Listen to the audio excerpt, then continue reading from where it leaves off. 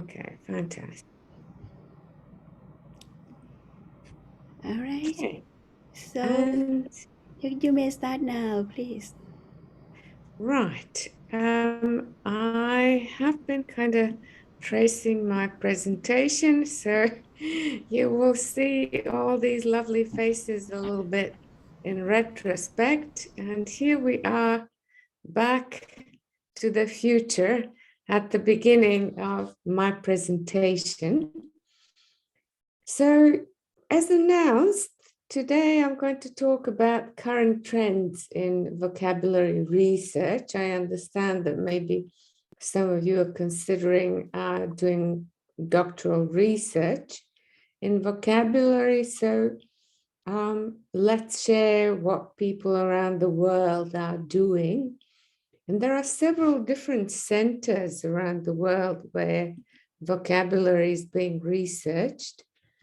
I have identified 4 broad regions. That doesn't mean that nobody else is doing vocabulary research, but just that there are some very strong centers and people are maybe coming together around particular ideas about vocabulary. They share a body of knowledge about vocabulary. So in my unbiased opinion, the strongest one is in our region, in the Asia Pacific region. Then there's one equally strong in the British Isles. In Europe, that in continental Europe, they're taking a very different approach. So that's why I put it in the third place, because they're taking their own unique path to vocabulary research. And then there's some people in North America. Some are sort of loosely related to the Asia Pacific group and the British Isles, and some are separate. So would you like to hear about them? Well, since you're not saying no, I am going to proceed. Now, this lovely face is the kind face of Paul Nation, who's now an emeritus professor at the University, Victoria University in Wellington, the capital of New Zealand. And let me share his resource page with you. He's done some very, very interesting research. Can you all see the web page? Okay. So one useful resource is his publications, and some of them are downloadable. I highly recommend the little book titled What Every EFL Teacher Needs to Know. I can't find it now, but it is downloadable for free from a Korean publisher's website, interestingly. And there's a few other downloadable publications from this website. Very, very useful. Okay. So these are his publications, and he's done a lot of research on graded readers. We haven't talked a lot about graded readers, but basically those graded readers comply with the idea that the reader should understand about 95% of a text in order to understand and enjoy it. Many people have criticized graded readers, citing, amongst other things, the idea that they're not authentic because how they all started was by dumbing down, abridging, and simplifying classics. So that gave them a really bad rap. But the linguist Widdowson contradicted that by saying that, well, what are we looking for? Are we looking at an authentic text that constitutes an authentic reading experience for a native speaker? Surely that same text would not cause an authentic reading situation for a non-native speaker. So the authenticity that we're aiming for is in the reading experience. So the reader should be able to understand and enjoy reading the text rather than having the text that maybe only a native speaker would understand and enjoy reading. So you can find some free graded readers. They're a great resource. Remember, we were talking about this input strand. This is something that you can assign for homework. There's a form that you need to fill out with your name, email address, etc., but you should be able to download these resources. And some of them have been co-authored by Paul Nation. If you're not sure whether this is the right level for your learners, you could ask them to pick one page of a reading, and if they find 2 to 4 unknown words on that page, that is the right level. If they find less, it's too easy. Or if they find more, just looking up the new words would slow down this reading process and would make it inauthentic, not enjoyable. So these are great resources. They will contribute to this incidental vocabulary learning that we talked about yesterday. And also, they will contribute to the reading fluency in your students. And they're enjoyable. You know, don't be shy of assigning this for homework, even if it's 100 pages. They're usually thrillers, very interesting stories, and learners usually enjoy reading them. So shouldn't have any qualms about the quantity. All right, so graded readers here. There are some vocabulary size tests, some designed for beginners that you can download from here. Let me see if I can access it right now. Okay, it's a little bit more complicated, so spend some quality time. The whole point of this test is that it's made for beginners, so they don't need to know synonyms, English synonyms for the target words. Although Paul Nation has been instrumental in developing many bilingual tests as well, and one of them is English and Thai.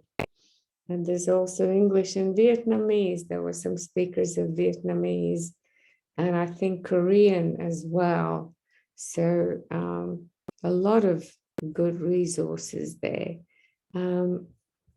Also, you can download some software to analyze excuse me, any texts. I cannot see your web page that you are sharing. Just Oh, see. you cannot. Oh, how about the rest? Can you see the web page? No, we see just the No. page with Paul Nations and the URL. I think what you should do when you change the page is to stop sharing screen and then to resume sharing the page To after go you to the open web the target page. page already. Yeah. Yeah, let's try that, but it's this is tricky because what I should do, I should open it in a separate window. I should not in the same window. Okay. And now it doesn't want to open it.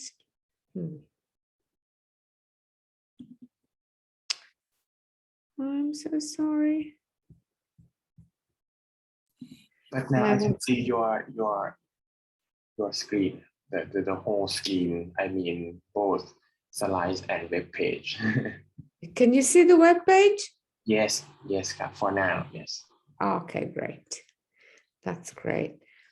So here are some programs. One of them is Range. Basically, a Range is a little program that you can download based on different English corpora.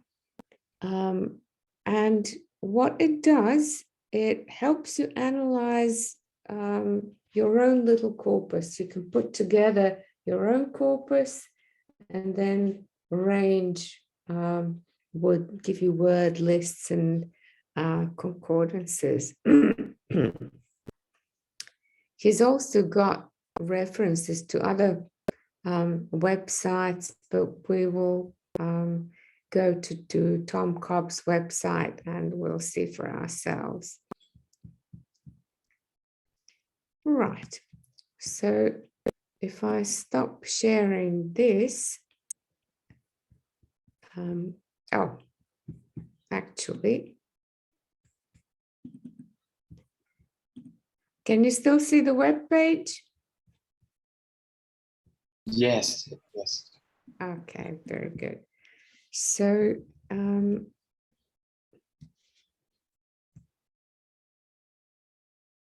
these are some vocabulary analysis programs that you can download for free from Paul Nation's resource list.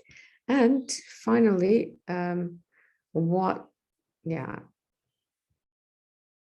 there's also the speed reading exercise that can also be downloaded from here.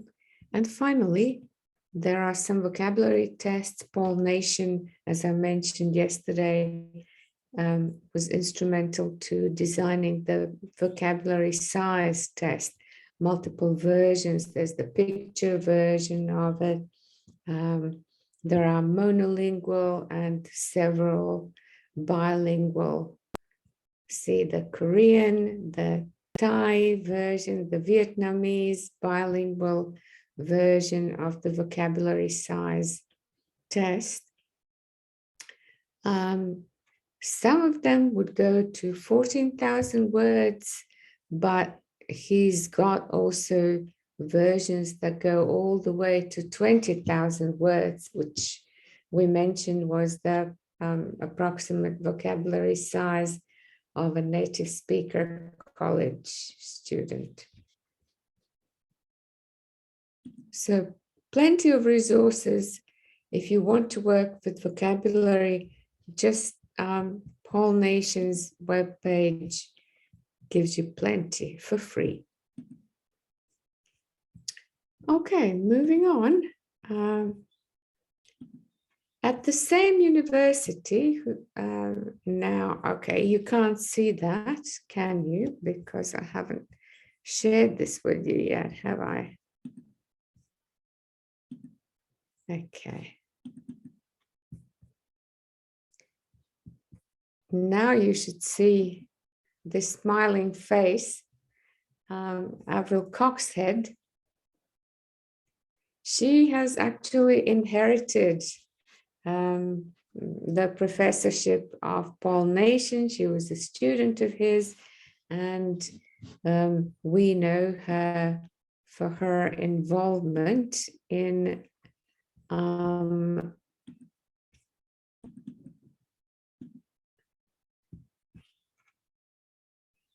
establishing the academic word list. And then there are a number of other word lists that she has derived. She's looked into different professions, sciences, different levels.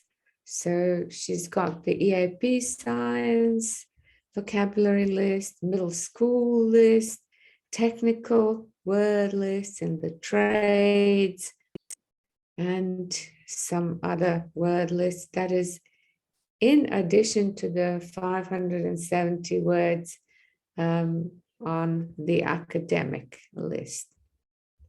Okay, that was Avril Coxhead, the current chair at the University of Wellington, Victoria University in Wellington, in New Zealand. Yeah, this is going to require a bit of juggling now. So for now, this kind of completes the Asia Pacific region. We move on to the now retired professor. A lot of these people are retiring. Norbert Schmidt. I remember his book that I used as my favorite textbook. So he's got a nice comprehensive website. I'm going to open it so that we can easily share. There, can you see that? Yes, we can see. Excellent, thank you. So you can see all of his publications. There are also some videos, podcasts, and other media that might be of interest.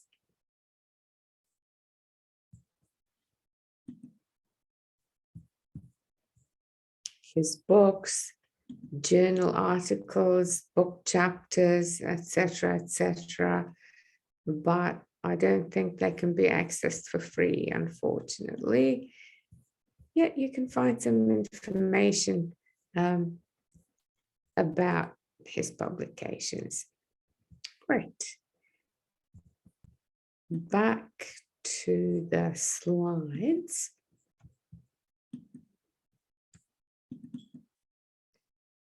Norbert Schmidt actually is also in the assessment.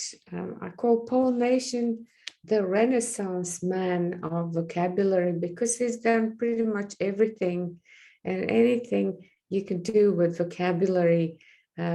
He's established word lists, especially the about 830 words of the university word list that preceded the academic word list as a sort of academic vocabulary pool. He's developed programs to analyze texts, to derive word lists and to do concordances.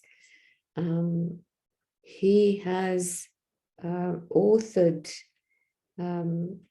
graded readers or co-authored graded readers. He's written many very simple, easy, and clear resources for language teachers. So and a lot of his stuff is available for free.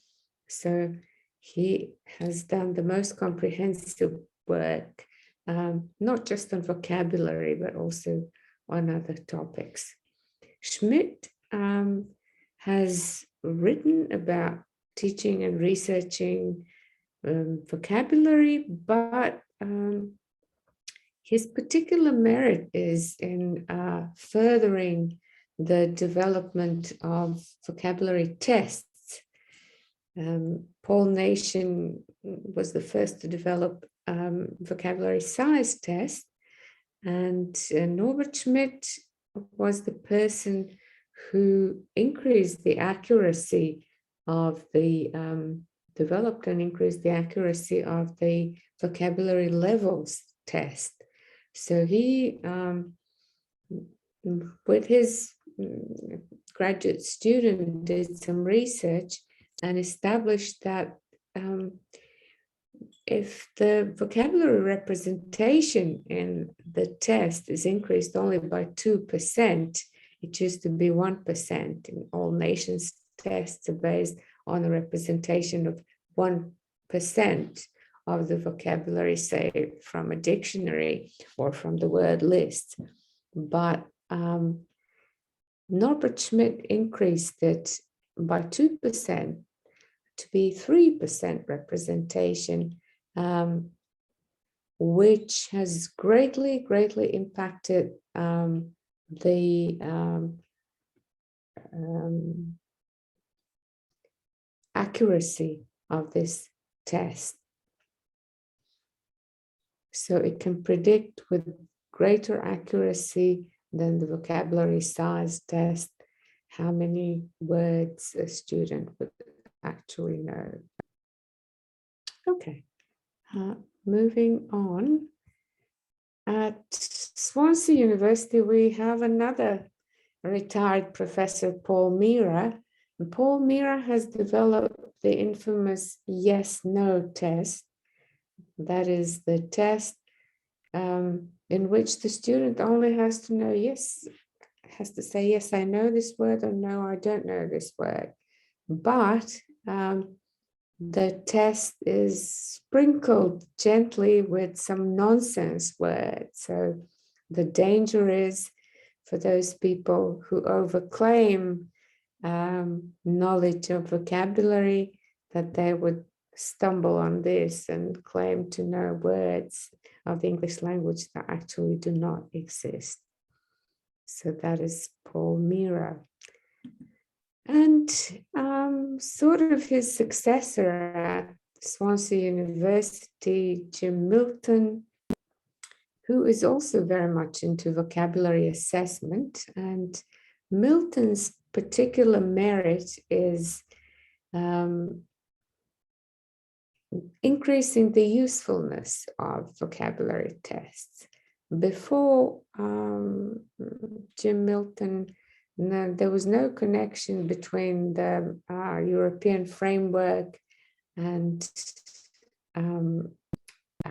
vocabulary testing. Now, what he has done, he has established some links. So there's a formula according to which the number of words you know reflects the CEFR level at which you are. So this has brought forward the CEFR testing in general, because to take such a vocabulary test does not take, is not very stressful for students. It's not very time consuming. It can be easily done online from home with the few kind of safeguards to make sure there's no cheating. And it is automatically graded. So all very good merits of assessment. Moving on. Well, this is my turf now. This is Maria Pilar Augustin Lach at the University of La Rioja, where she used to be the Vice Chancellor, and she was the one who invited me to be an honorary professor at her institution. And the kind of research that she does is very qualitative, if you like. She looked at types of lexical errors, and about 10 years ago or so, she published this book on lexical errors, and she's written a chapter on lexical transfer for our book that came out last year. And she's one of the people in that Spanish linguistic circle, if I may call it that, who, for the Spanish language, are not using corpora or word frequency to obtain a list of core vocabulary. I mentioned yesterday that they're using a different key concept, which is lexical availability. And what lexical availability is, given a situation, these would be the first words, like, remember the word associates, test, that come to mind with respect to that situation. So this is really based on the native speaker's mental lexicon, not so much on the written output and performance. So brings us a little bit more to Chomsky and de Saussure, more to langue than to parole, although there's clear reference to context and use. So that's a very, very interesting approach too. And we've got also Northern European Center at the University of Osijek, Croatia, where I was born. There's a professor with lots of funny sounds in her name, like most Croats, Višnja Pavičić-Takac, and she has done some interesting work in vocabulary learning strategies. Now, some of you have asked me about vocabulary strategies and maybe how teachable or learnable they are. In her book, that documents several studies, all somehow related with vocabulary learning strategies, she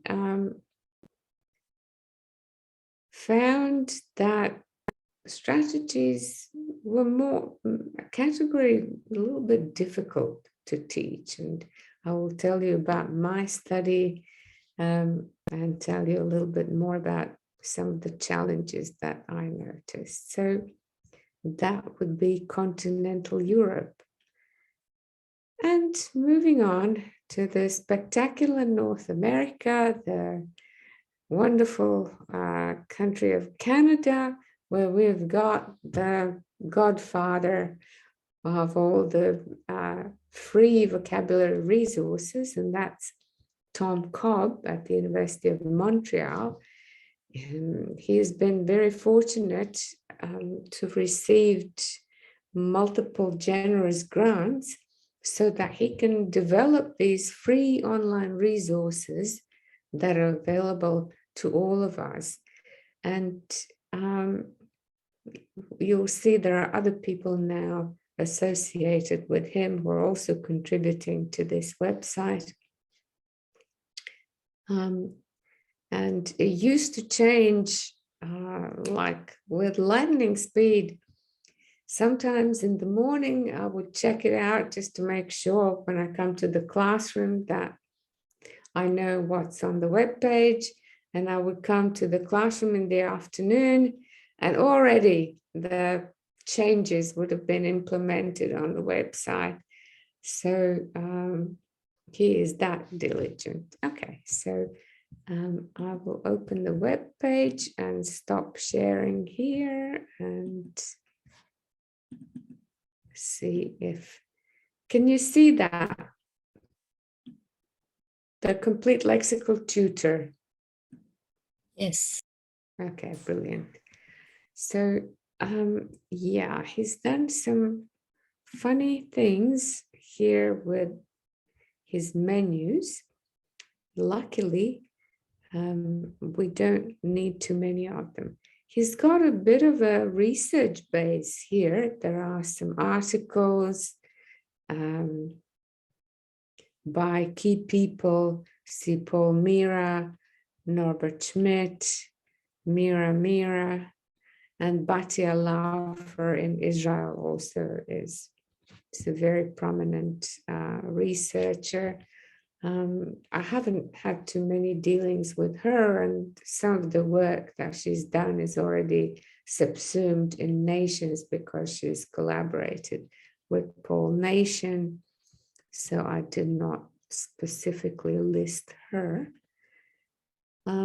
So we've got the research base, we've got concordances. So you can choose between several languages. Now we're doing English, and you can choose any corpus you like. My favorite corpus when working with university students was this corpus of written English, all 8 million words of it. Is by far the sort of largest of the written corpora here. And it's sort of authentic in that British undergraduate and graduate students would have written essays in those, and maybe even mature researchers. So this is all included in that corpus. And when my students did not know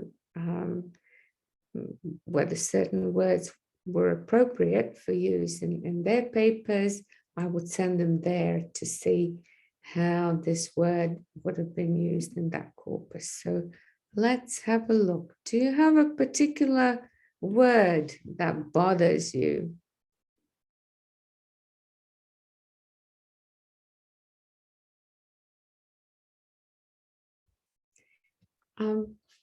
Right. So how about the word claim? Now, what we can do, we can say that the keyword equals what we put in. And that would mean that it would look exactly for claim. And if it's a noun, it would not look for the plural of the noun claims, or it would not look for the third person singular, he claims that. We can avoid that by saying that the keyword starts with claim, right? Or if we're looking for anything that includes it, like exclaim, it would be ends or contains, or we can look for lemma or family, but let's have a look at the word starts with. And we can further delimit that. And we can say associated with the word that. So within 4 words to either the left or the right, so that if we kind of say that it's on the right side, that might give us more verbs than nouns. Okay, and none of these words, okay, I can't think of any word to exclude now, but you can exclude words if you want to narrow down other words in its environment. And then you've got so many other choices into which I'm not going to go. I'm just going to get the concordance, and it might take a while for it to finalize because, okay, that was quick. Can you see that concordance? See, because we said start with claim, we've got nouns, derivatives like claimant, claimed that,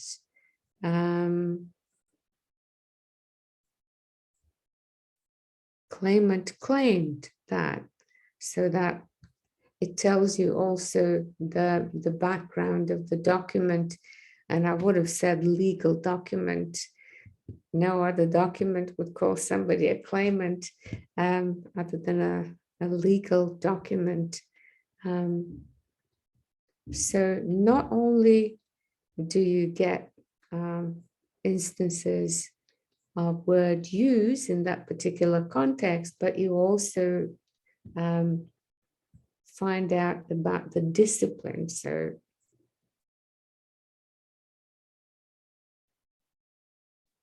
interesting how it's used in linguistics and quite frequently used in linguistics, much more than in mathematics, right?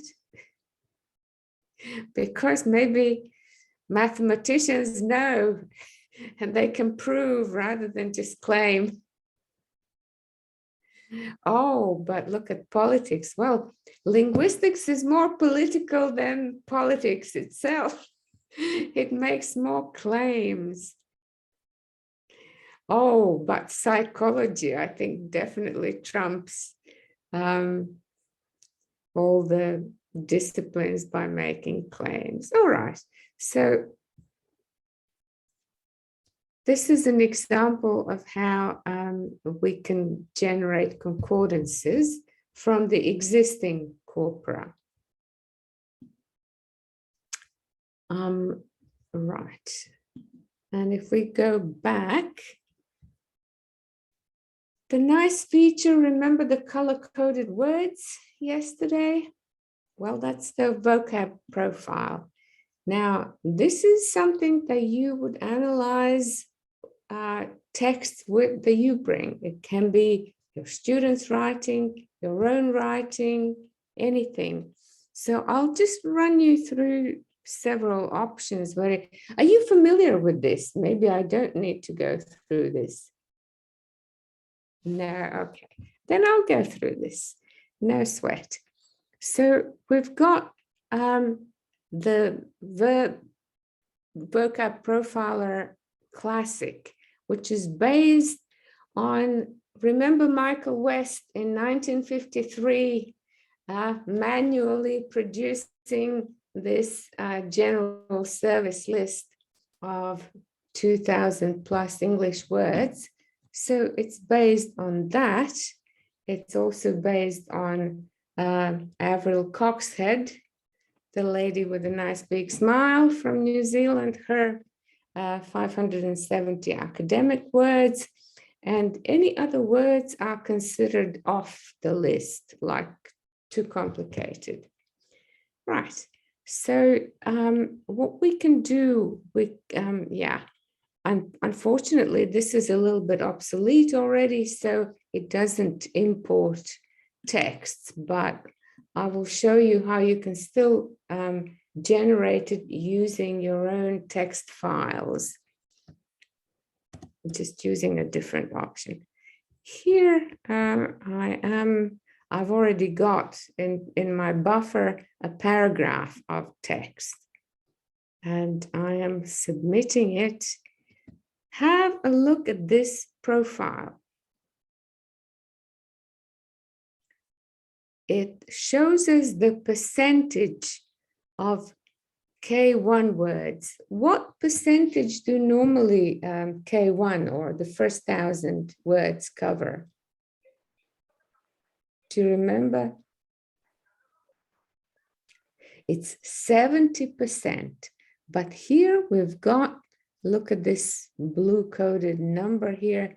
We've got the cumulative frequency of 64, nearly 65%. Right. So that is less than usual. When you see fewer blue words, you brace yourself because that text is likely to be difficult. About 4.5% of these K2 words, the second 1,000, that is usual. This is perfectly normal. But now this figure here, the yellow number, that is actually quite abnormal because it's almost double the amount of that vocabulary. These are the academic words, the 570 words like factor, issue, general sort of words used across disciplines, but in academic texts. So almost 20% of those words, twice the usual amount. Usually we have 9 to 10% of these words. Again, saying something about the complexity of this text. And then we've got almost 13%, you know, this color red. When you see the red traffic light, when you see a red light flashing anywhere, that speaks to you, danger, danger. So off the list means, you are not going to understand this. This is a little bit difficult. So we've got, look, almost 30% of this text is difficult, a little bit difficult for learners. I found that even native speakers, I had students who'd grown up in the US, but they didn't go to college or university there. And when I profiled their vocabulary and tested it, they didn't know any academic words really, which is a worry. So this text is possibly written by a university professor who, look at it. It is so colorful.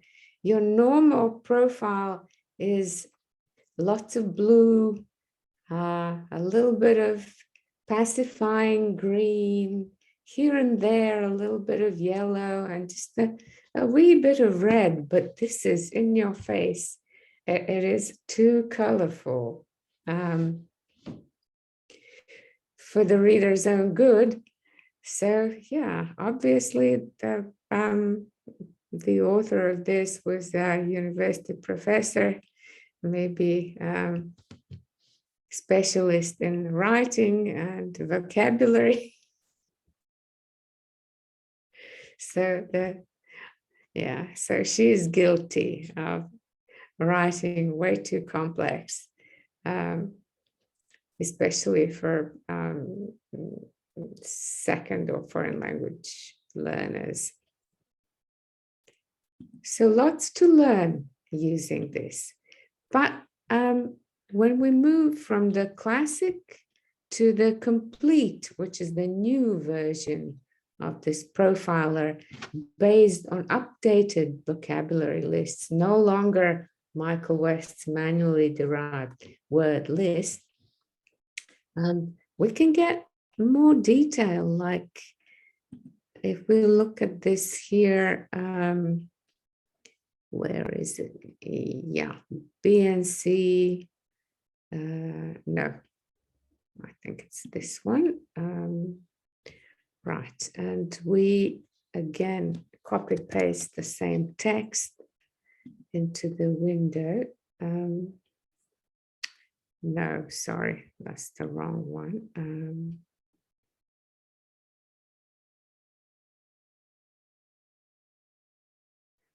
Right, I think it's this one.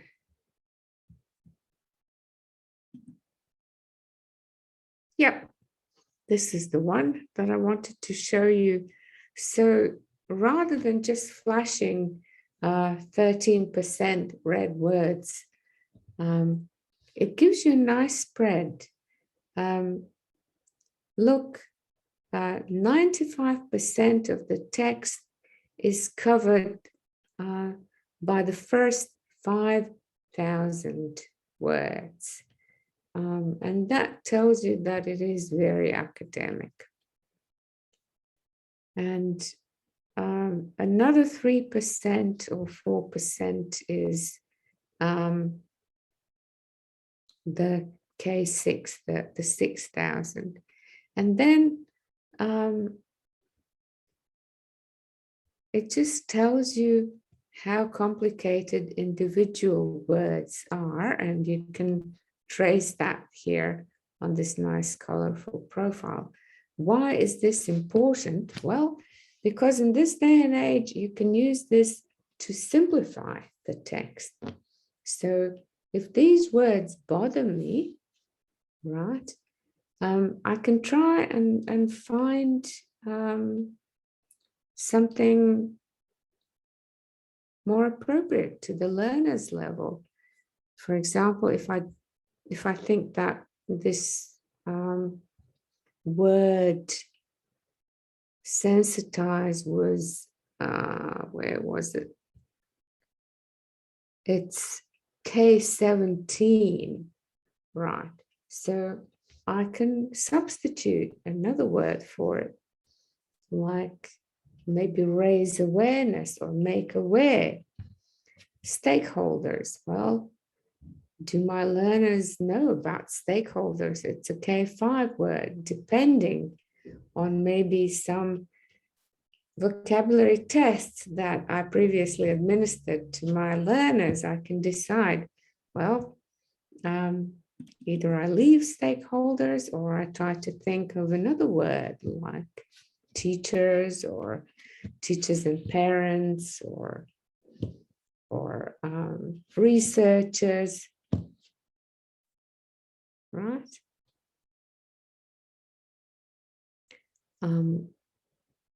So this gives me a very, very detailed profile and helps me make informed choices of how exactly I can trim that text down so that it's appropriate to the level of my learners. And it also does something very nice, like, I think it is this one.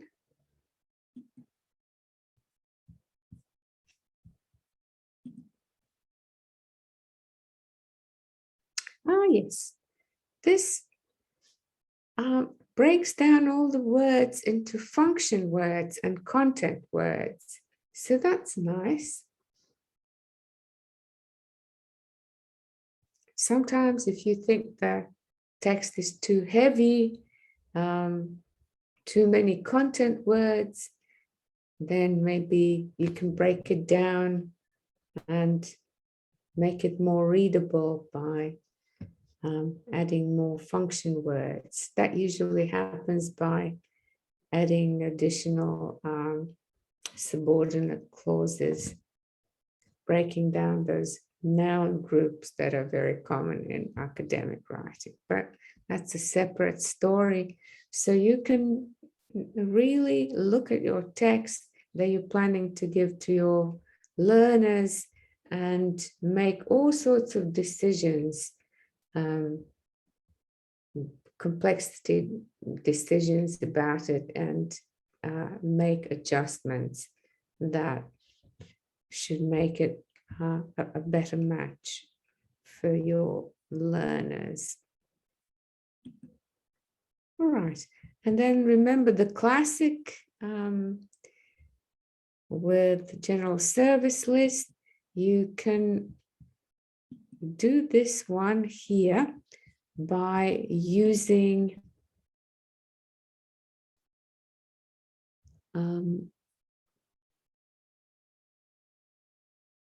files. So here you can submit your own file in this version.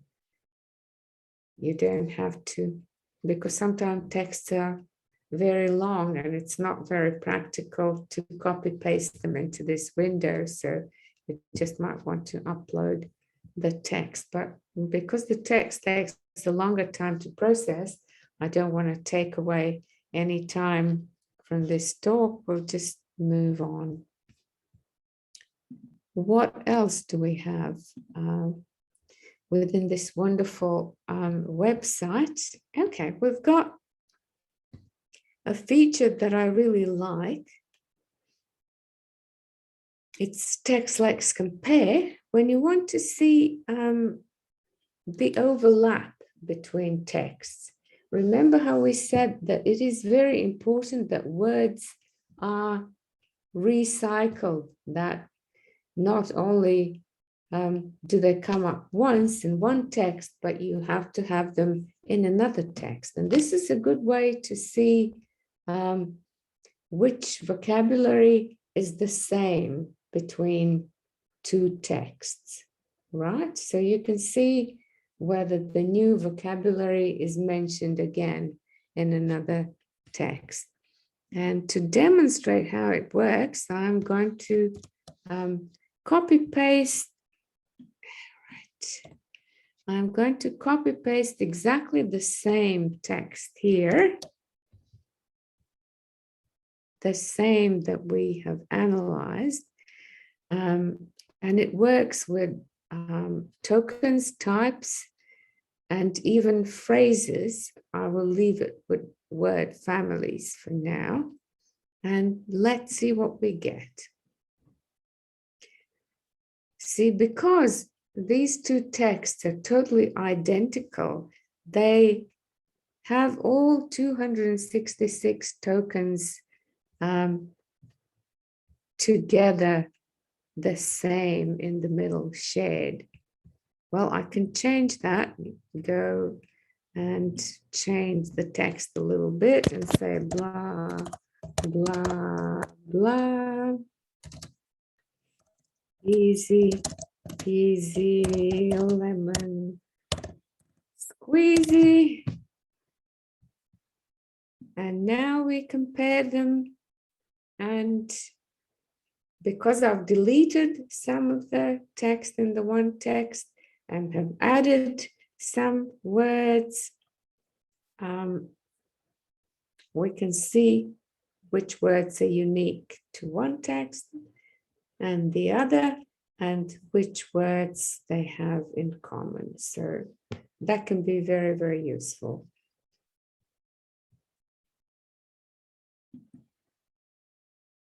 Right. And then something that I find very useful as well are tests. Here is a wonderful repository of tests. So there's Mira's yes, no test. There's Whole Nation's original vocabulary levels test. There are some word associate tests. There's most of the tests that we've discussed were tests of receptive knowledge. The learners have to recognize a word, but there's also a VLT productive test. And this here engine generates such tests. So, well, yeah, let's see that. So we have to supply missing word parts for each word, so that it's not a complete guess. The test gives you some of the initial letters. So what is missing here? I'm glad that we've had this up to talk. What is the missing word? Maybe opportunity. Yes. Very good. There are a dozen. A dozen. Very good. Every working person must pay income. Income tax.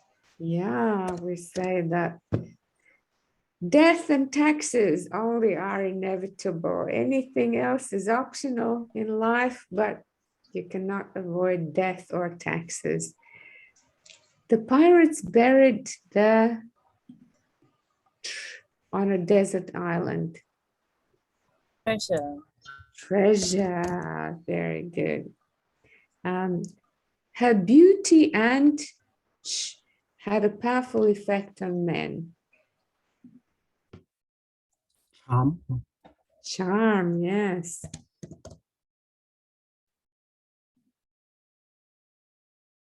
Okay, help me with this one.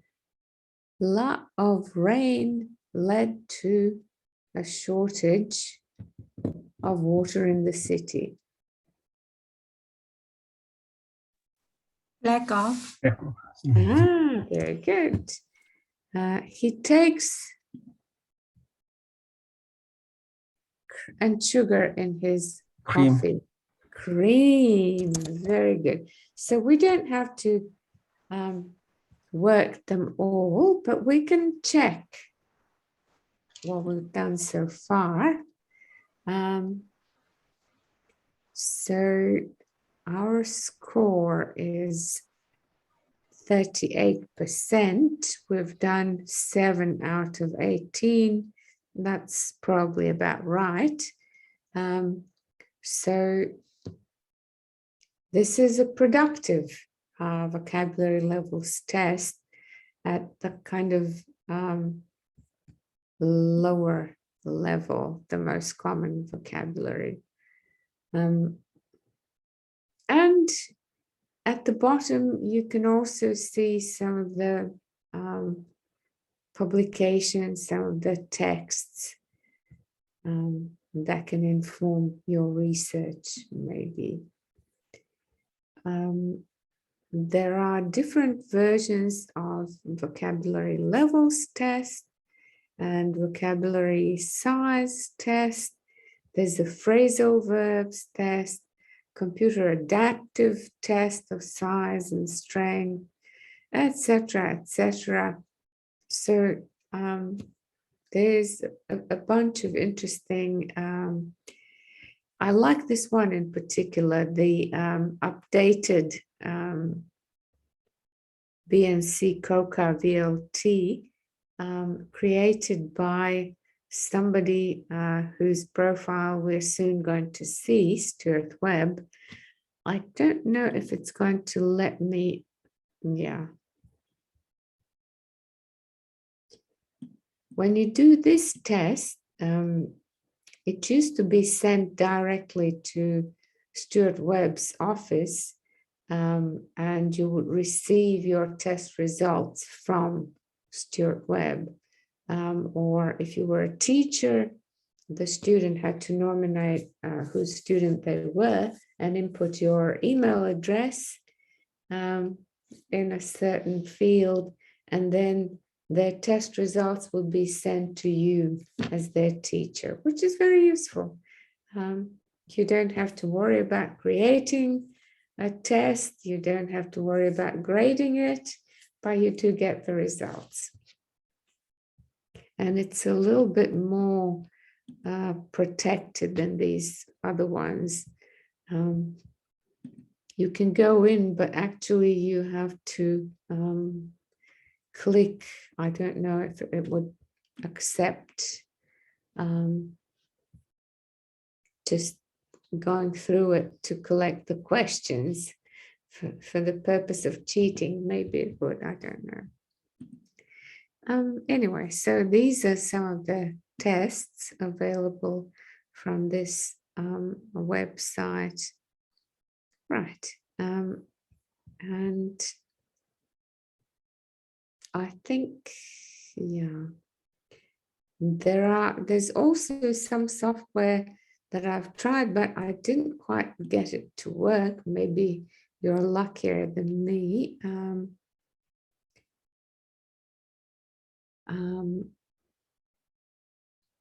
Yeah, so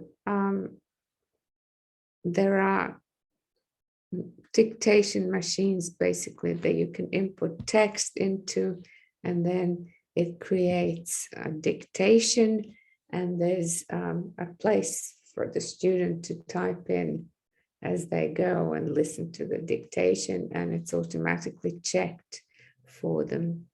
So that's an interesting feature as well. So yeah, I think Tom Cobb has found very good uses for his time. What do you think? Do you like that website?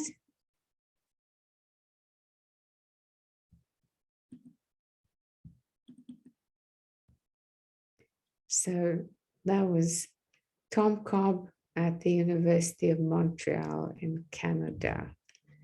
And remember how we looked at the updated vocabulary levels test? Well, here's the author, Stuart Webb, also in Canada at the University of Western Ontario. They're all somehow in the state of Ontario. Stuart Webb was a student of Paul Nations. He did his PhD at the University of Victoria University in Wellington, New Zealand. I always want to say the University of Wellington for some reason. He, in addition to assessment, assessment is now sort of dominating this research in vocabulary, but he's also researched incidental vocabulary learning.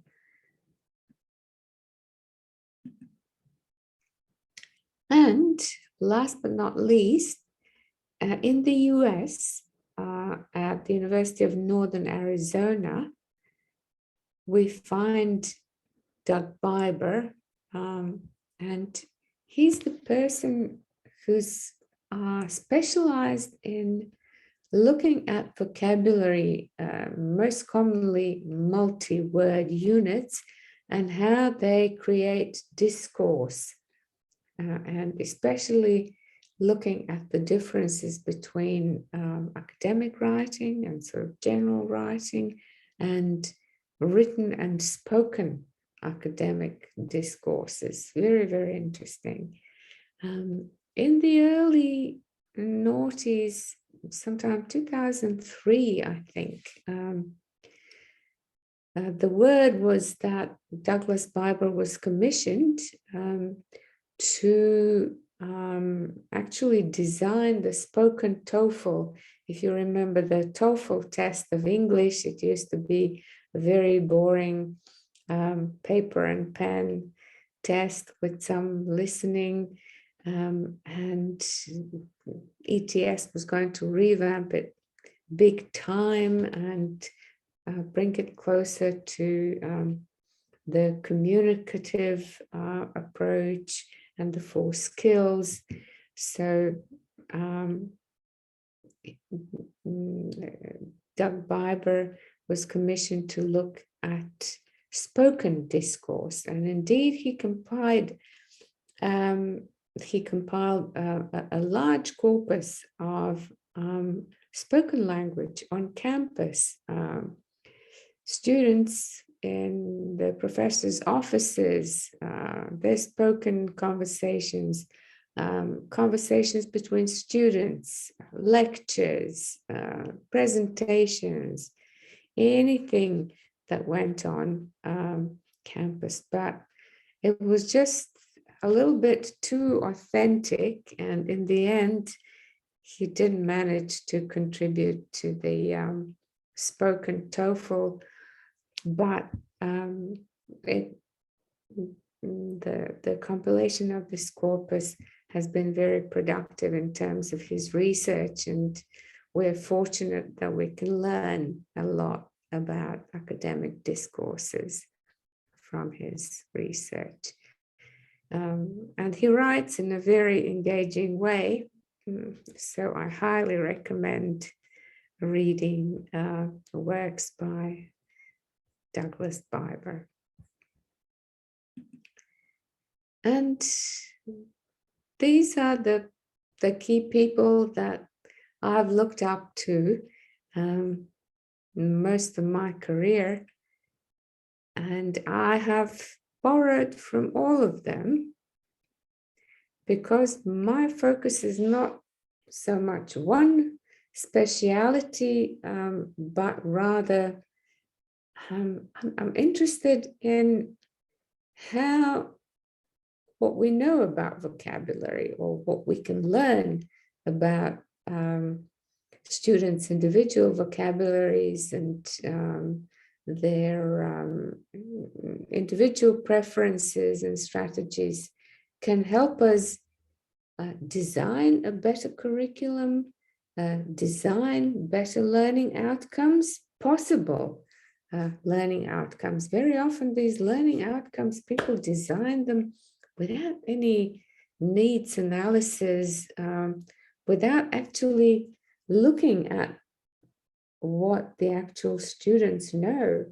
So whatever happens in the classroom goes right over the top of the students' heads, and the students sadly get very left out. And, you know, I am the only one escaped to tell the sad story from many different workplaces where the kind of institutions, rather people at institutions, because of their misguided notions about what a university student or a student in this program ought to be doing, that they kind of force certain issues very prematurely, very much at the loss of their students. So I look at the needs and outcomes assessment. I look at curriculum planning, and needs and outcomes assessment also implies evaluating or assessing your outcomes at the end of the term. So seeing how well those learning objectives and outcomes would have been met. So that is my passion, really, to help educators with what we know about vocabulary to design manageable curricula for real students and help students along the way and assess them in a reasonable manner. So this might be some research ideas for you, because not enough has been done. While I was teaching vocabulary in both China and Armenia, I encouraged my students, and they've done this. They've used this model basically to assess the learning resources and curricula. And yeah, the results each time were quite alarming, but sadly, people don't take notice. So what the situation was, I'll tell you a little bit. I believe in storytelling. Storytelling is always more engaging than presentation, because it was at an English medium university in the Arabian Gulf that was being US accredited. We had a sort of general education that is very typically American first year general education. You have various courses like writing, philosophy, what have you. And this university decided that sociology would be good for these students. And They hired a teacher, professor to teach sociology from the US, where all the good stuff comes from. And the teacher, I'm not sure what kind of experience in the EFL, ESL settings this person had, but they must have been teaching at graduate level, because they picked a sociology book that was actually a book used in graduate programs at American universities in the US. People who were doing master's or PhD studies in sociology, speakers of English as their first language, right? And here we had those poor students, never had any exposure to sociology, and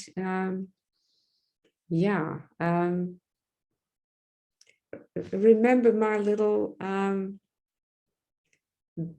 blanked out words paragraph with gaps, where you were told that you only understood about 80% of the text. Well, it was a little bit like that, and more gaps probably for our students.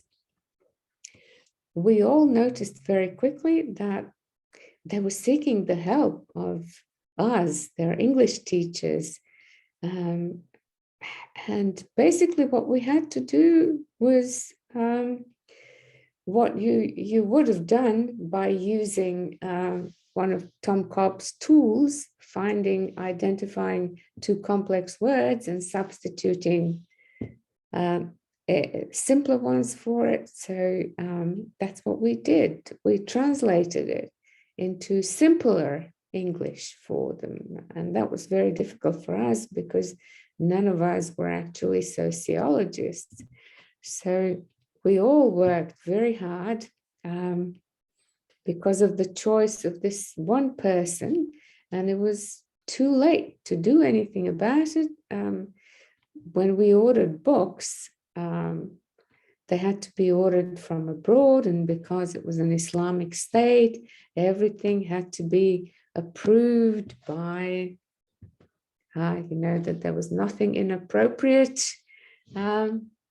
in the book. So the books had to be, all the purchases had to be pre-approved. So it took 4 to 6 months to get any which textbook into the actual classrooms. So we couldn't do another textbook. So what we did was we actually scanned the book and we did a profile. And remember how I showed you this paragraph? It was authored by me. I'm terrible, I admit. Sometimes my writing is a bit complex, but I wasn't writing for an EFL audience in the first place. So it was a little bit like that. It was all flashing red and yellow with a little bit of green and very little blue.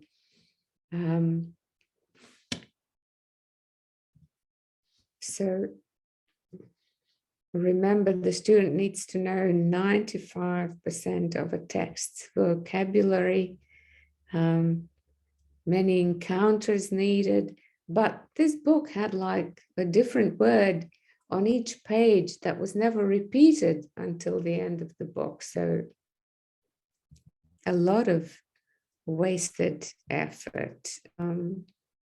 So what we basically found out is that the top 75% of the book was maybe comprehensible to the students. 15%, even I write simpler. I had about 13% off the list words, but this text had 15% off the list words, right? And 7% academic words. And in those days, we didn't have those BNC COCA based where you could exactly see how frequent the word was. So I had to go into list generator, and I could see that this book was operating with like 7,000 most frequent words rather than 2,000 most frequent words, which explains why the students didn't understand it. In those days, we didn't have all the lovely tests on Tom Cobb's website. So what I did a sort of productive test. I profiled their writing, and I found that productively, our students were using 600 words. Usually, Nation says that the receptive vocabulary is about double the size of the productive vocabulary. So here we are. It would have been about 1,200 words, their receptive vocabulary, but they were hit with 6 times that size of vocabulary that they had to read and comprehend. It was obvious, crying shame mismatch between the students' level and the teaching materials level. And well, they were very fortunate that they were English teachers ready to step in, offer of our time. And then the university administration finally got the whiff because some sheikh's daughter complained to the sheikh, and then the sheikh became very upset and angry with them, and they had to act. And actually, these hours that we invested into helping students were counted as working hours for us, but there was very little to help the actual student and their language development. But in the process, the administration became a little bit aware of the linguistic complexity of texts and did a bit more to scrutinize the teaching materials. All right. Another study has to do something with strategies. This is also in the Arabian Gulf. We had, one of those crazy conditions that students, as tested, their level was about 2,000 most frequent words at best. And I was desperately trying to teach them some academic words so that they can read whatever else they had to read. And they were science students, so it's good because science texts actually have fewer or less frequent words than humanities and social sciences. So technology, there was an online resource called WordChamp. It's obsolete now, but nowadays we've got Quizlet. I'm going to show you Quizlet unless you're familiar with it. It's a bit of kind of software to create word cards, but also a virtual learning environment where you as the teacher could trace exactly what the student was doing and how successful they were when they were reviewing their word cards. So we had 3 types of procedures that were compared here. Students working without cards, students working with teacher-designed cards, and we also taught the students how to design those electronic cards themselves.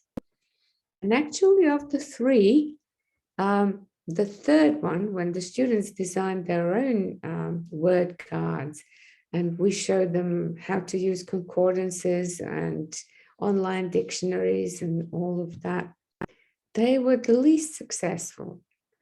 And then when we examined their cards, of course, the students had no pedagogy knowledge. Their cards were poorly designed. They included the information and or the words that were not quite useful. Whereas what the teachers designed was very well within the confines of what is helpful. So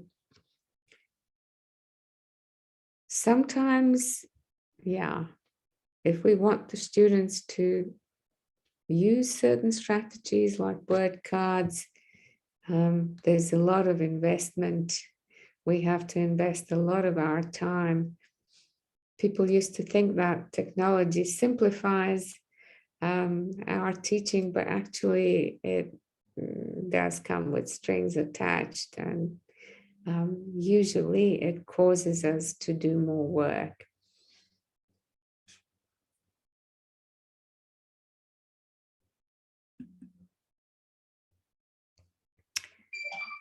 Oh, and this is actually misplaced. I don't know how that happened, but actually we're skipping a slide in the middle, talking about the study that was published in 2015 about errors, lexical errors in the writing of Chinese students. Because those 570 academic words are so important, we wanted to see how well our students used these academic words. We looked also at various error taxonomies, and we just did not find them very useful. So we went back to what we know about what constitutes vocabulary knowledge, and we based our taxonomy on that. So you have to know the meaning of the word and all the possible contexts in which it can occur, right? You have to know the collocations which come with this word. You need to know word forms of this word and structures that it requires in the sentence. It's part of speech, spelling, pronunciation is a part of it, but in writing, we can't check that, only spelling. So here are some examples. Very common in the Chinese context is the, probably because the same Chinese word covers both learning and teaching, that learn is used interchangeably with teach, etc., etc. So we looked at some of these interesting things, and we found that actually most errors occurred in the word form arena. So almost 1/2 of them. Part of speech, not so much. They were relatively okay with the part of speech, and collocations and structures, and spelling was the best because probably word helped a little bit toward that. But this was encouraging. Actually, we found that our students were well acquainted, had a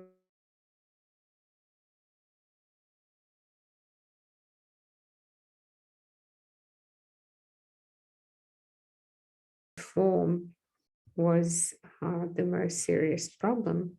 So we were really, really happy with our students.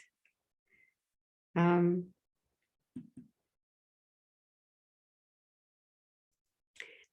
we looked at the words that were sort of the most often misused words, like emphasis and emphasized. So part of speech issue consist, different spellings of analyze, affect, that was probably used interchangeably with effect, focus, very common academic word, right? Analysis, close to analyze. So if you're teaching academic English, looking at students, the frequency of use of these words, if they're using maybe 5% or less of these academic words, you know that you need to do something about it, raise their awareness. If they're commonly mistaking one word for another, yeah, you can intervene, you can do something about it. But these studies are a little bit more complex than just mere profiling. An interesting study that we did, and this is not something that you would be routinely doing every academic year because it is very labor intensive and it did require native speakers of the L1, which was Chinese. We tried to see how the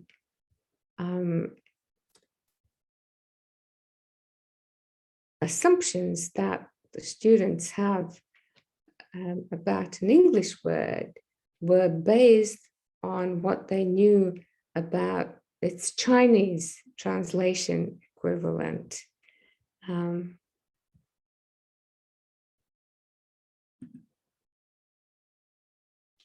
So we found that the lexical transfer in this context was caused by the polysemy of the L1 word, like teach, learn. One L1 word means both English words. L1 collocations, right? So they would collocate how they would collocate in their native language. And also the idiomatic expressions were based on their L1. And then we knew that people who study discourse and multi-word units and their writings would help us. And we needed to do something in order for our students to notice that there are these prefabricated chunks of language that behave very differently in English than they do in their native language.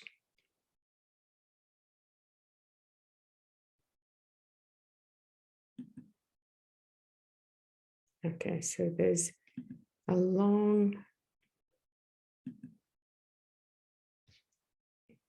right, and here is the graph, the lexical transfer errors, and most of these errors were caused by the polysemy of the Chinese word.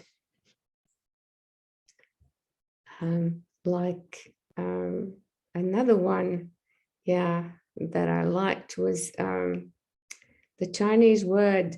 What's the Chinese word for question? Is the same as the word for problem. Yes, it's like 问题. Exactly. Yeah. So after a presentation, the students had to present their dissertation and defend it. That was a very formal process, and they were usually very nervous. And one student said to us, "Do you have a problem?" Like she didn't mean it like that, but cross-culturally it came like she was very confrontational, like I'm prepared to fight you if you have a problem. But what she really meant is, do you have any questions? And this is how the polysemy of the Chinese word impacted her assumptions of the English word. She just thought, well, yeah, I can use these two words interchangeably. And only 22% of all the errors were collocation errors. I can't think of any examples anymore, but they were fun. And yeah, some of them, like 30%, relatively significant, were based on multi-word units, meaning that as teachers, regardless of what it is that we're teaching, we might be teaching math in an English medium context. We should be aware that our students might have issues with collocations and multi-word units, and try to raise at least their awareness, help them notice these, because they might be blissfully unaware that these exist. Yeah, so there's another graph there. Right, we saw that the number of errors has declined between years 1 and 4. What we examined were some major essays done in year 1, and then we compared that with the final year project in year 4. And luckily, you see the collocation errors were the ones that dropped the most.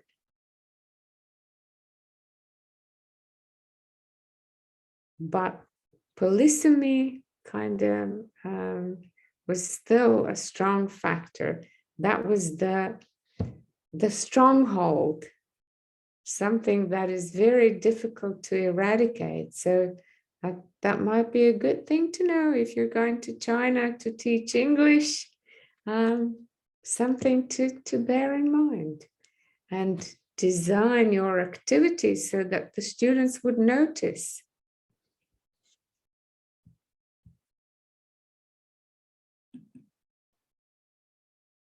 Oh, yes.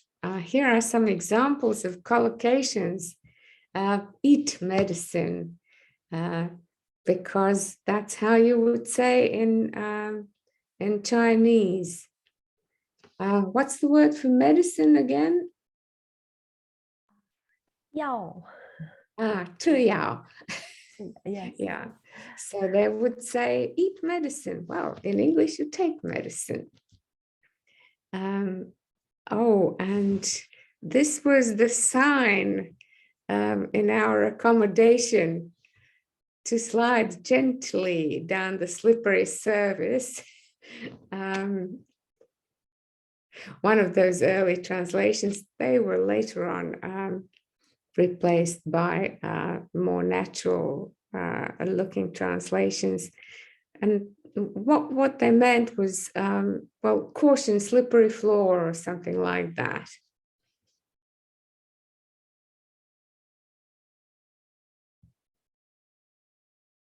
So lexical errors are an important indicator. You don't have to do a whole study, or you can for your PhD project.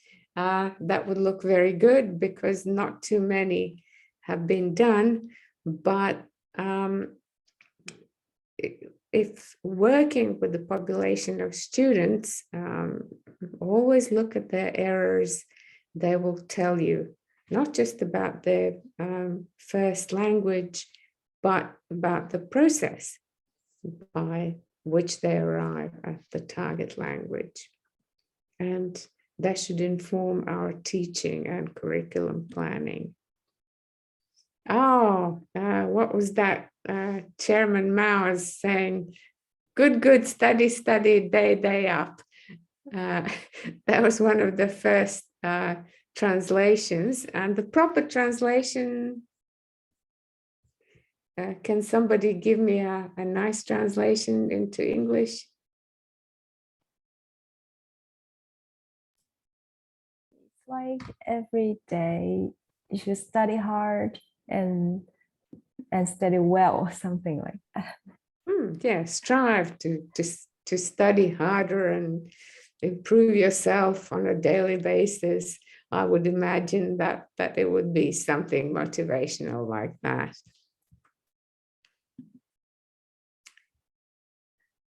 Yeah. This is one of my colleagues' translations.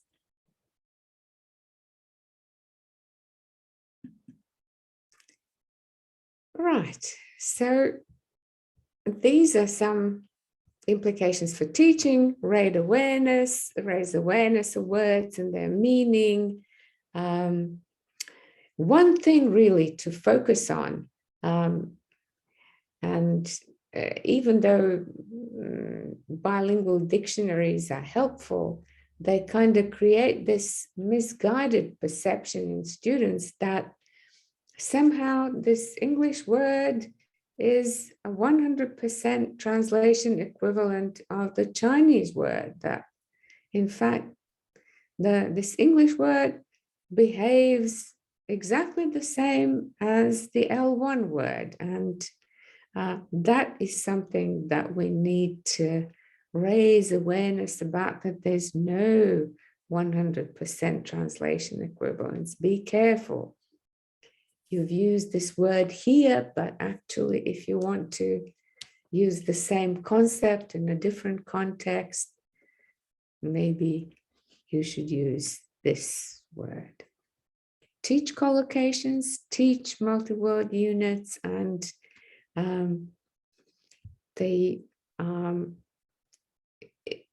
tremendous importance. There's a tremendous importance of input.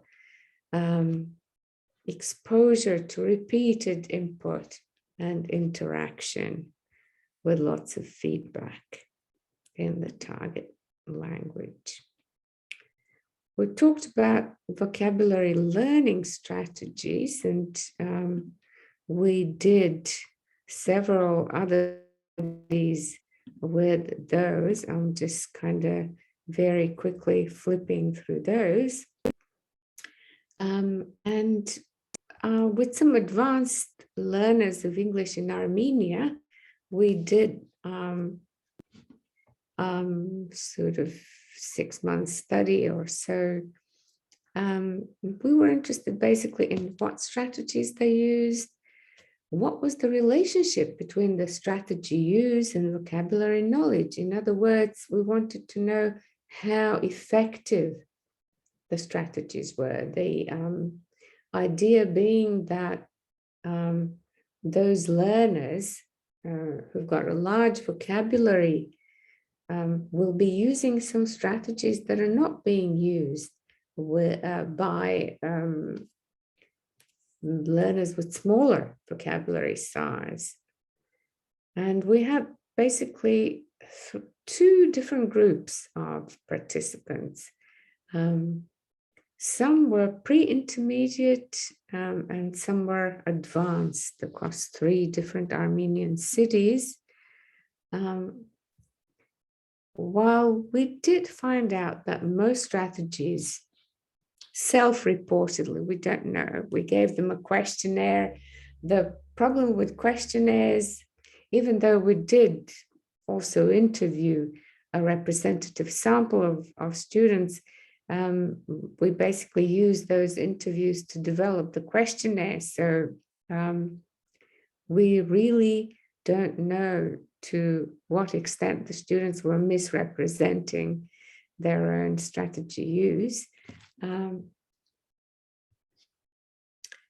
And we found something really interesting, that with the people with significantly smaller vocabulary size, there was a negative correlation with the strategy use, which basically means the more strategies they used, the less productive they were.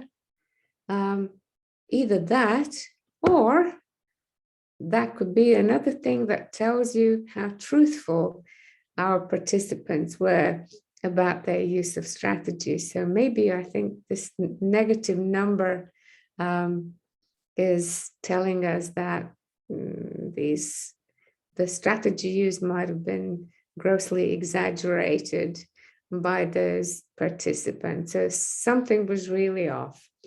I would think that, yeah. But for all other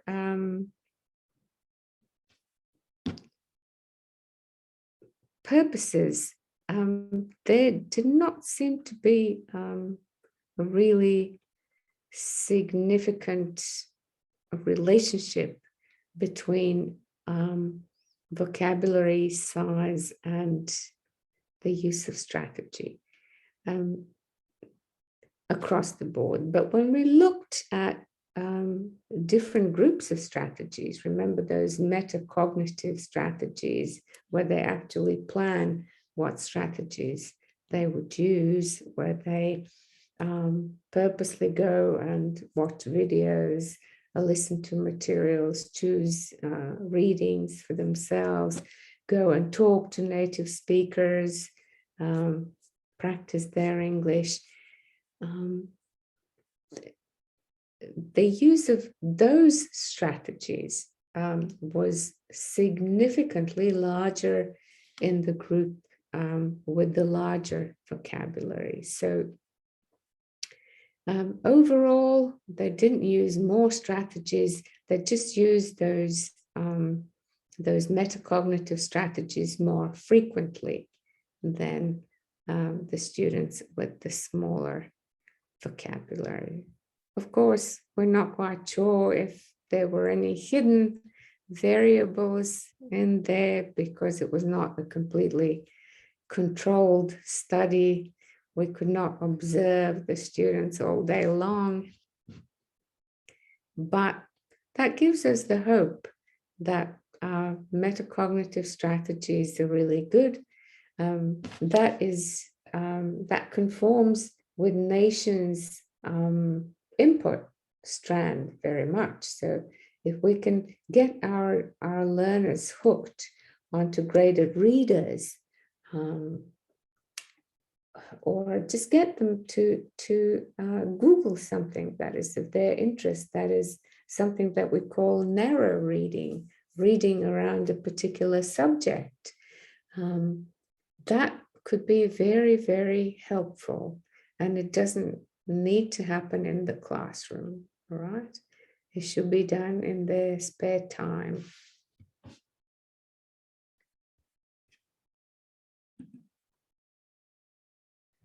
Okay, yeah. This was an activity, but I'm not sure that we will have the time for this activity.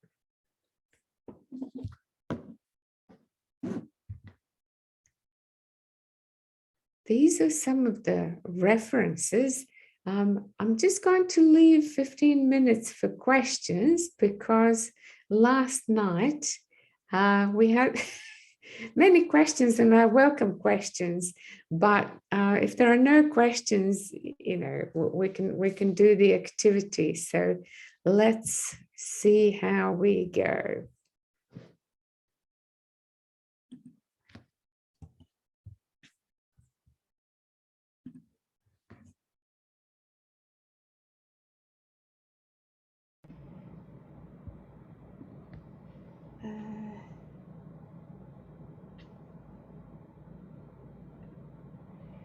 So I think we need some time for question, right? Because the attendees seem to have some question, and I think that should last longer than 15 minutes.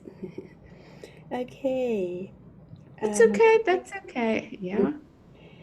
So first of all, I personally thank you so much for bringing these fantastic areas of language research to life.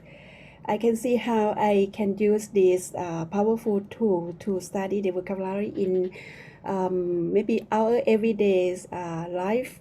For example, email communications between teacher or colleagues, okay, or international news on websites or social media communication, okay, and for my research, it could be of a great use for my research in ESP area.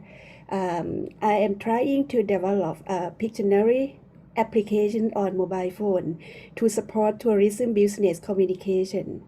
So, can you help explain what are the key roles of corpus-based focus in ESP? Right. Well, it really depends who your target students are. There are some vocabulary lists that Avril Coxhead has already, I've shown you earlier on. There are some vocabulary lists there that might be helpful. I don't know what professions are you looking at? The participants are the owners of tourism business, local business like Oh. homestay operators or OTOP. OTOP is the souvenir products seller. Okay, so there you might want to do a little bit of needs analysis, collect some relevant texts, and as I've shown you earlier on, there's this software called Range, or even on the profiler, you can input your own little corpus, and on the TextLex Compare, you can come up with a list of words that they all have in common. You can divide, because TextLex Compare compares like 2 texts at a time. So what you can do, you can subdivide your texts into little subcorpora and then compare them one by one, and then compare those lists as though they were corpora. That's what we did, a little trick that we used for mathematics and physics and chemistry. My students were kind of putting together those lists that were derived exactly the same way, only we used textbooks because it was more for academic purposes, ESP, but for students. So there's that. There's also the Quizlet software online with downloadable app that can help you create word cards, and these words can be based on your own word list, or if you're lucky, and maybe Avril Cox has something that is relevant to you. Does that help? Yes, very valuable. I mean, very helpful. This is what I am looking for. Thank you so much. And no worries. Happy to help. I have one question. Please go ahead. Yeah, thank you very much for 2 days informative presentations, and I much appreciate what you've just talked about, the vocabulary and even the vocabulary trends in research these days. My question is, my students at university these days have to learn online because of the COVID-19 pandemic, and I recognize that they are a little bit, negatively speaking, they're a little bit lazier than me when I was a student 20 years ago.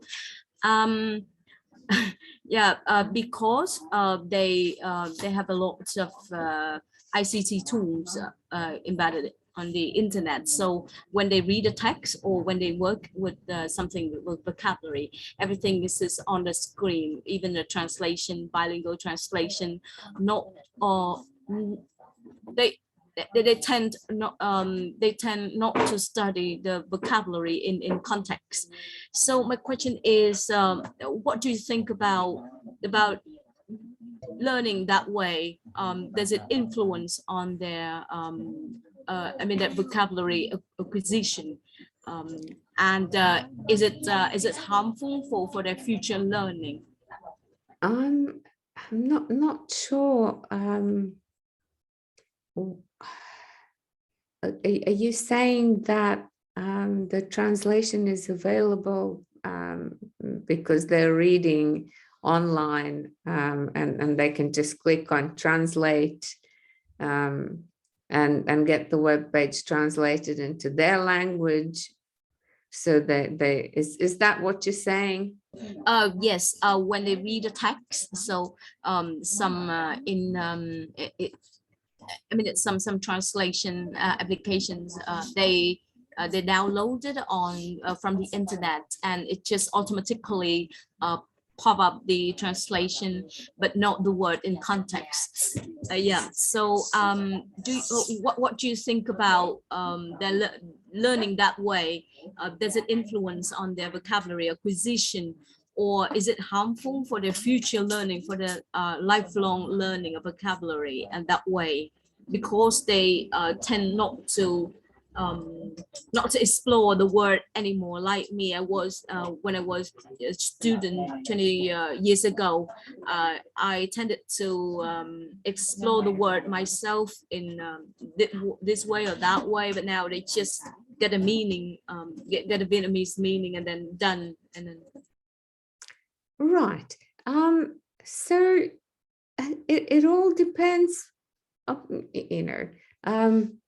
Lawrence Anthony, who's another person that I didn't list, but he's closely connected with Tom Cobb and Paul Nation and Norbert Schmidt. You'll find references to him and his work. He says, well, whether we like it that our students use translation tools or not is beyond the point, because we can't do anything about it. So I actively encourage it. And then I ask students to compare the two tools and evaluate and which one is better. So that again encourages engagement with the original text, and the student may be going back to the original text and using the dictionary to evaluate the merits of either translation tool. That's one thing. The other thing is the activities and how we structure activities, what the students are supposed to do with those texts that they read.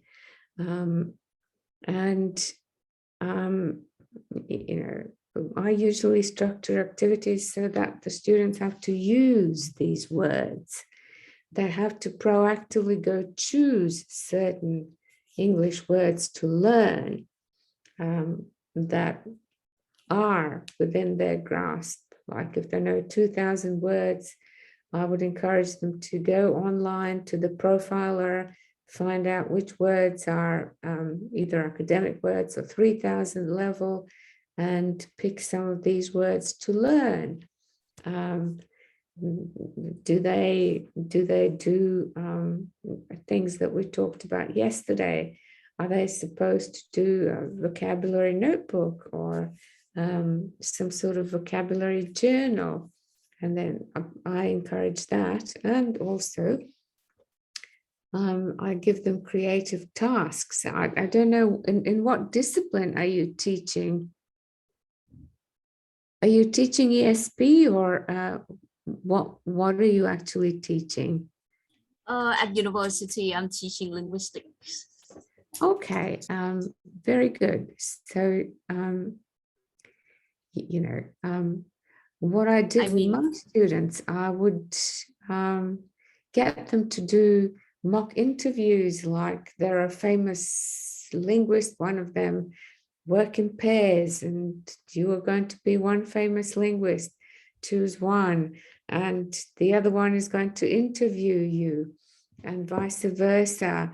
So they have to find the website, all the information about that person, and prepare an interview in English with that person.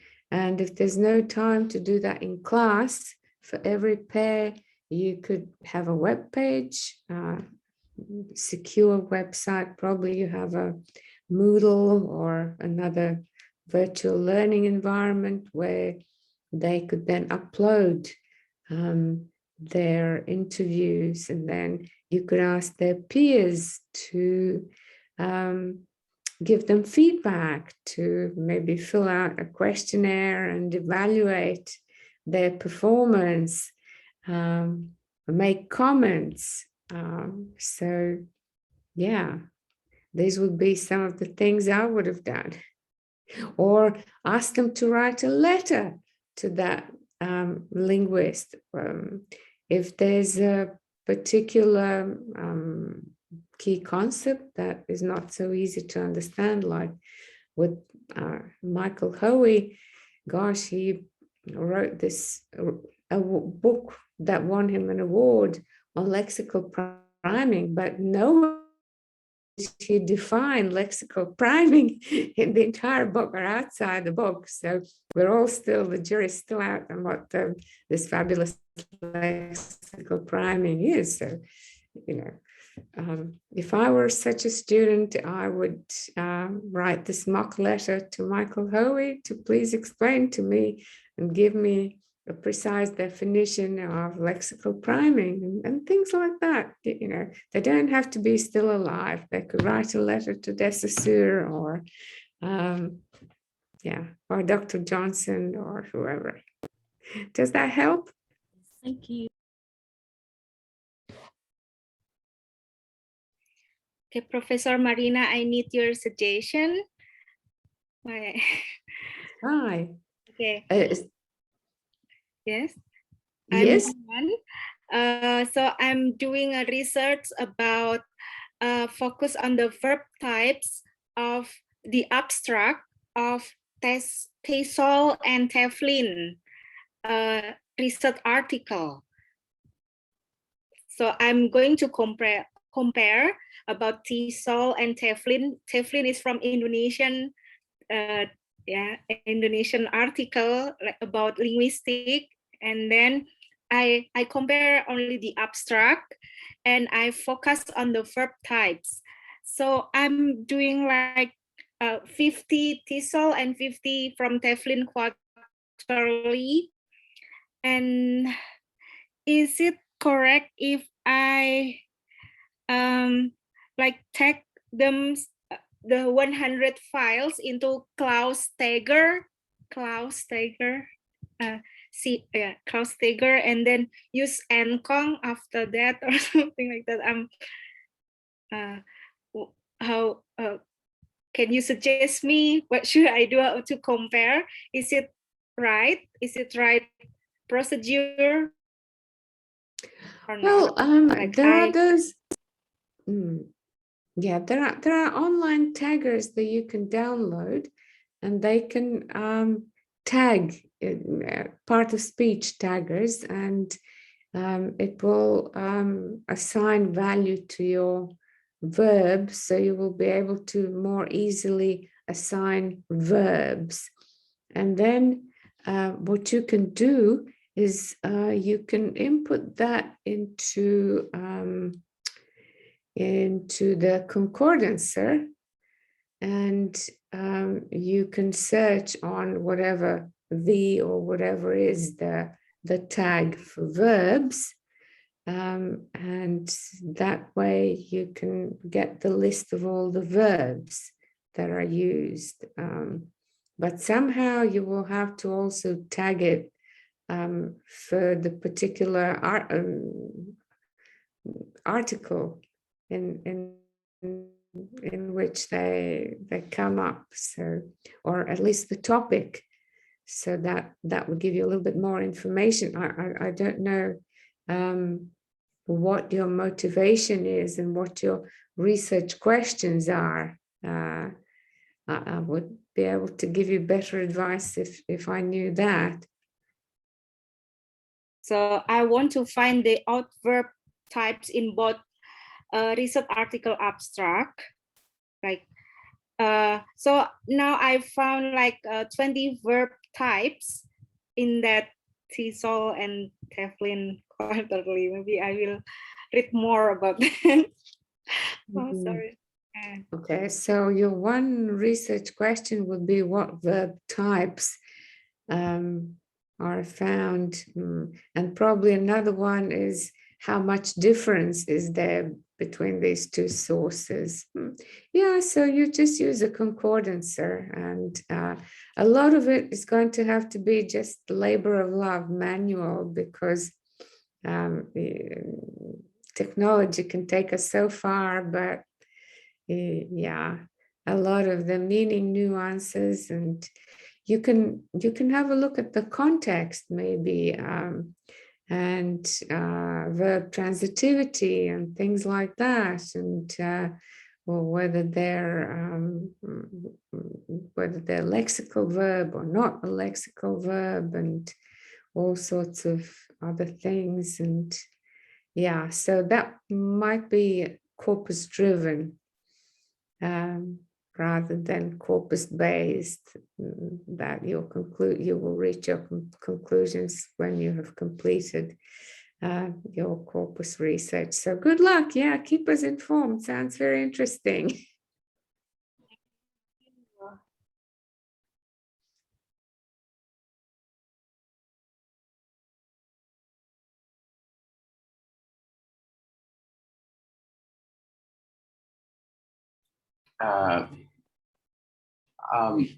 I would like to know about your opinions about incidental learning. About, sorry, can you repeat that? About incidental learning. But for the very young learners, and they are EFL learner who has not English as their mother tongue. And do you think, from your point of view, what do you think about using the incidental learning? For example, using movies, using short stories to teach them. Do you think it will be work or? Well, how old are they, and how much English do they already know? That's always the question. They are 10 to 12 years old, and that's why I asked you about this perspective, because the EFL learners, they will have in this age, they will have low level of English. Yeah. Scott Thornbury says, don't bother with incidental learning until your learners have acquired the first 2,000 words, at least the first 1,000. That would mean that maybe you take one of those picture vocabulary size tests, and you test them and see how much vocabulary they know. And if it's less than 80% of the first 1,000 words, that means it is not safe to do anything to convey incidental learning. You can teach them songs, right? Simple songs, and make them sing, and maybe encourage them to play games, and maybe they would play those games spontaneously outside of the classroom if they're fun enough. Right. You can help them associate these new words with something they're familiar with, like our brilliant Chinese teacher associated the word for husband with junk food for husbands. So yeah, find something funny, something striking. Give feedback in a sort of gentle and funny way. I did, yeah, one of my students, she was a bit more advanced, university level, said, "Miss, I knocked in your door and you weren't there." I said, "Oh, you knocked in my door?" And then I demonstrated a kung fu move, kicked the door with my foot. Like, you kicked in my door like this? And it's damaged now, broken? Oh, no, she laughed. Oh, you mean you knocked on my door?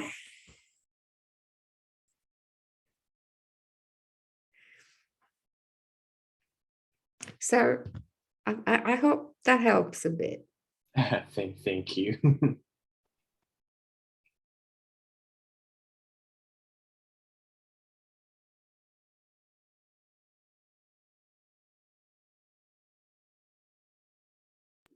So last minute, any more questions, please? Okay. So if you have more questions, maybe you can write to Professor later. Okay. All right. So it's time. And Well,ค่ะ. can I say hi? Yeah, she claimed that she used to be your student when she was in her master degree study. Okay, so you can say hi. Oh, Hello. hi. Pam, if you remember me. I do remember you. How are you? I'm okay. I just finished my PhD. Congratulations. Finally, thank you. I'm glad that you have a chance to talk, our students have a chance to listen to your talk these 2 days. That's very meaningful to the program. Thank you. Yeah, you're a shining star. It's really Thank you. good. Thank you for your time, Acha. Yes, nice seeing you here. Thank Nice you, to Ajahn see Dalarat. you too. Thank you. She came yesterday as well, but she did not talk with you because there were many questions yesterday. Okay, and I know that many attendees here have been exploring your work or the publication that you have done recently, and they have, the interest or passion to learn more about those. The thing that you put in your publication, for example, AI and vocabulary, or how you use the word to detect. The vocabulary that come with the written work by the student to detect the rate of plagiarism in the work. So many things that we still, still need you to be here. I So would love to come back and okay. chat with you. You're a delightful audience. I've really enjoyed chatting with you and sharing experiences with you. You ask really good questions. I enjoy sharing your questions, concerns, ideas. And we don't have any problems. Just question, okay, and asking for help. And so, it's good time to say goodbye, to thank you. Okay, so thank you for your enlightening lectures for us this weekend, the whole weekend. Also, thank for your helpful comments, and we appreciated your lecture. And please accept our thanks for great presentation that you have done to us for the 2 days. Okay, and we look forward to future collaborations as this one, or maybe on the other kinds of collaboration. I will write to you soon. Thank you so much, and I hope you enjoy your evening. Okay, you can say thank Thank you. The same to you. Thank you for inviting me. Take care. Thank you so much. Thank you. Thank you. Goodbye. Thank you.